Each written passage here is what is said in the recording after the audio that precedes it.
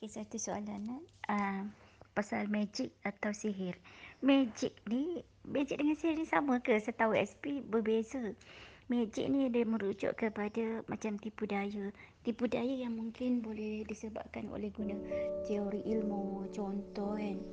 Ataupun silap mata lah kan. Dia buat dengan tangan ke benda lain tapi kita nampak lain kan.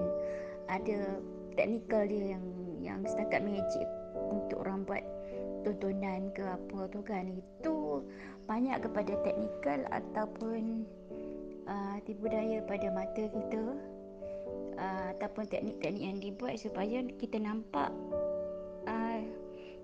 yang pelik-pelik, padahal benda tu biasa je kan. Kita selalu tengok kan show-show kat TV dulu-dulu kan, padahal dia ada teknik dia.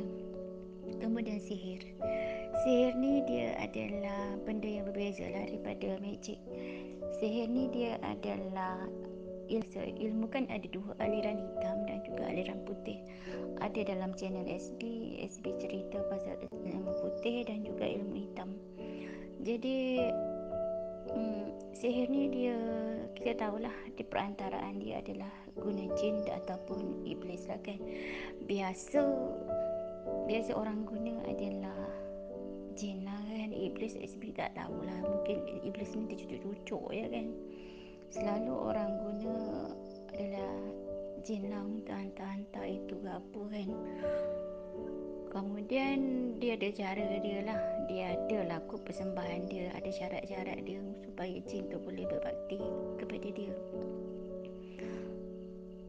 SB pernah ditanya daripada sahabat dari Indonesia lah kan, ditanya boleh tak kita nak berubat, maksudnya menggunakan kadam.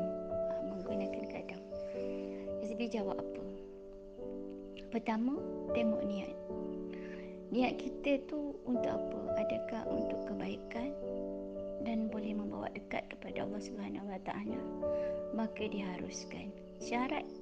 Tapi dia ada syarat dia, iaitu kita kena jadi bos, dia jadi kuli kita. Macam tu. Sesekali dia tak boleh jadi bos kita dan kita jadi kuli dia. Itu tak boleh. Jadi dia macam ni. Kalau kereta kita rosak, kita pergi dekat pomen, suruh repair kereta tu, kita bayar upah dekat dia kan. Jadi sebab kita nak repair sendiri tak pandai, jadi kita suruh pomen tu repair. So dari segi zahirnya macam tu, di segi alam nyata kita, dalam kasar kita ni kan. Tapi apabila melibatkan benda-benda gaib, contoh kan, ada jiran kita ke siapa-siapa lah, family ke siapa yang kena sihir lah kan, ataupun kena ganggu kat iblis ke, kena sihir ke apa-apa, dan memang kita dah buat solat ajak dulu dan macam-macam kita buat kan, dah usaha kita dengan Allah. Lepas tu kemudian ada gerak daripada Allah kan. Jadi kita bolehlah nak ikhtiar. Kalau kita ni memang ada setengah orang tu, dia memang ada kawan dia di segi orang bunian ke. Orang bunian sebenarnya pun, dia setahu SB lah, dia perantaraan daripada manusia bunian baru pergi kepada jin. Dia macam tu. Sebab SB pun ada kisah dengan bunian ni, tapi itu dalam voice yang lain, boleh tengok dekat channel SB lah. Jadi syarat dia, jadi di alam gaib ni kita nak pergi ambil contoh, ada benda tertanam lah kan kat tepi rumah kita tak tahu. Jadi cara dia ialah kita boleh suruh jin tu, kira kuli kita tu, pergi ambil benda tu dan musnahkan dia, buang ke apa ke kan. Jadi macam dia bekerja dengan kita. Jadi setakat upah yang kita nak bagi adalah berpada-pada lah. Contoh kan, jin tu dia makan apa, kita boleh bagi dia niat sebagai upah semata-mata sahaja.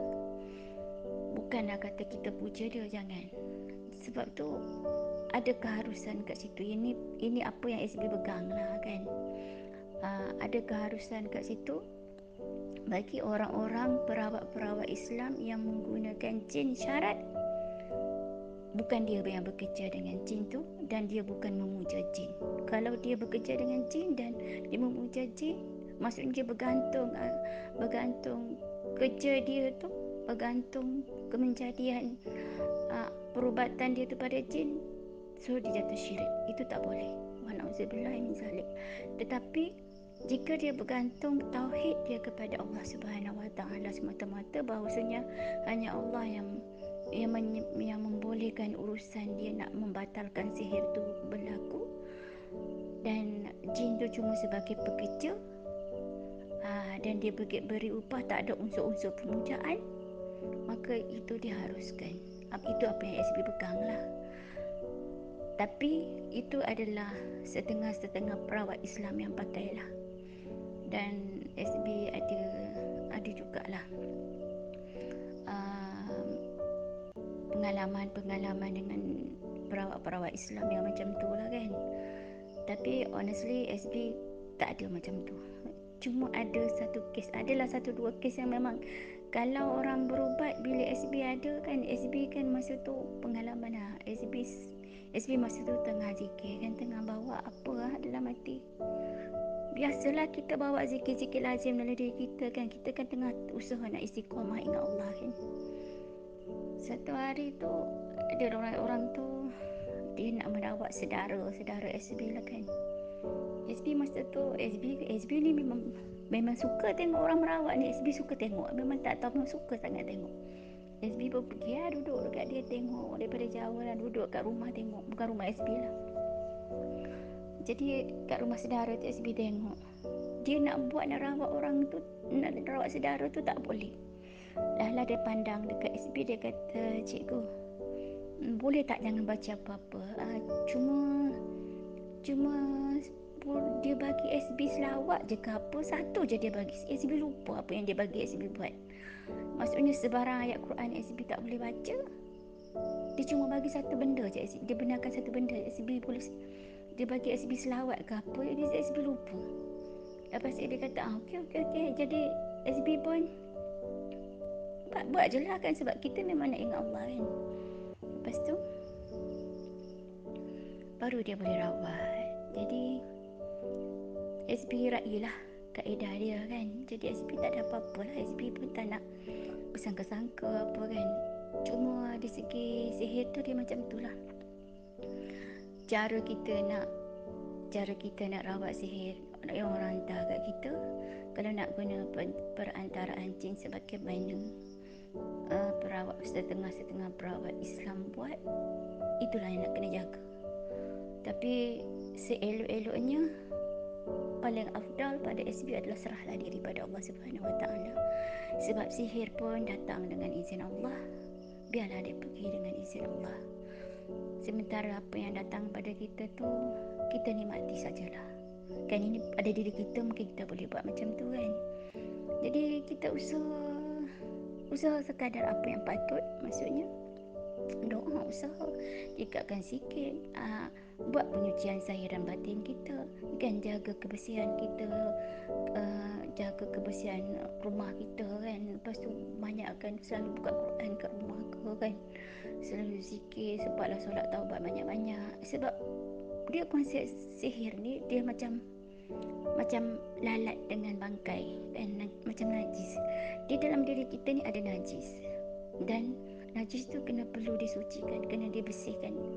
Jadi selagi banyak najis, selagi ada najis dalam diri kita, banyaklah maksudnya, selagi itulah lalat tu datang. Macam itulah sihir datang tu disebabkan dalam diri kita ada benda yang perlu dibetulkan.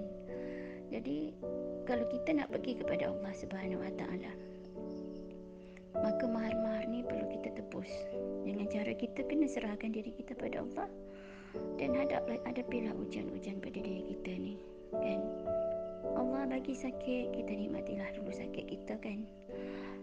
Sebab hanya dengan itu kita akan dapat lebih ingat Allah. Kalau kita sihat je kan, gembira je, susah sebenarnya untuk kita ingat Allah. Itu pada diri kita tak boleh lah. Tapi kalau ada orang minta tolong, kita ikhtiarlah, cuma nasihatkanlah dekat dia bahawasanya bukan daripada daya upaya kita, tapi hanya Allah semata-mata. Dan kalau merawat orang, kalau boleh kan, ingatkan di segi konsep penyembahan untuk Allah yang dia sendiri. Kita bagi tahu cara, kemudian bila dia sakit suruh dia buat sendiri. Pada SB lebih suka bagi pancing, tunjuk lubuk, kau pergilah memancing. Nak bagi ikan tiap masa, itu bukan cara SB. Cuma macam itulah. Sebab apa kita nak pergi kepada Allah Subhanahu Wa Taala ni, kita bawa diri rohani kita masing-masing, bawa diri jasad kita masing-masing.